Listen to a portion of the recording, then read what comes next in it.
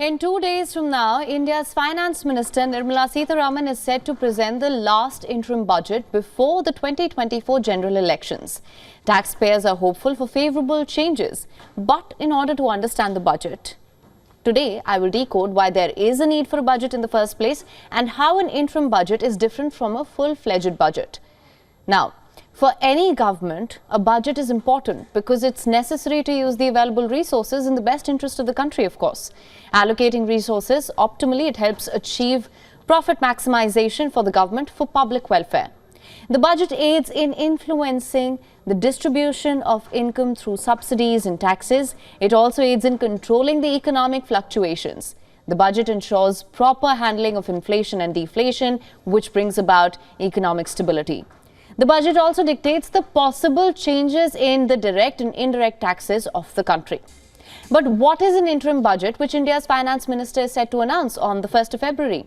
Well, during election years, the outgoing government, it refrains from imposing policy changes or budget constraints on its successor.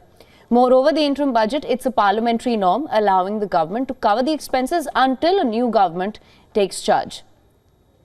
It's a temporary financial plan for the government to keep essential services running, of course. In another circumstance, if the financial year has ended and the budget is not yet passed, the government can't access funds until the appropriation bill's enactment. To address immediate expenses, the Indian Constitution empowers the lower house or the Lok Sabha to grant funds in advance for a part of the financial year known as vote on account. And finally, let me also explain to you what an interim budget is and how it's different from a full-fledged budget. The interim budget, it will outline the government's anticipated receipts and expenditures until the new government is formed. In contrast, a comprehensive budget encompasses all facets of government finances, including earnings, spending, allocations and policy declarations.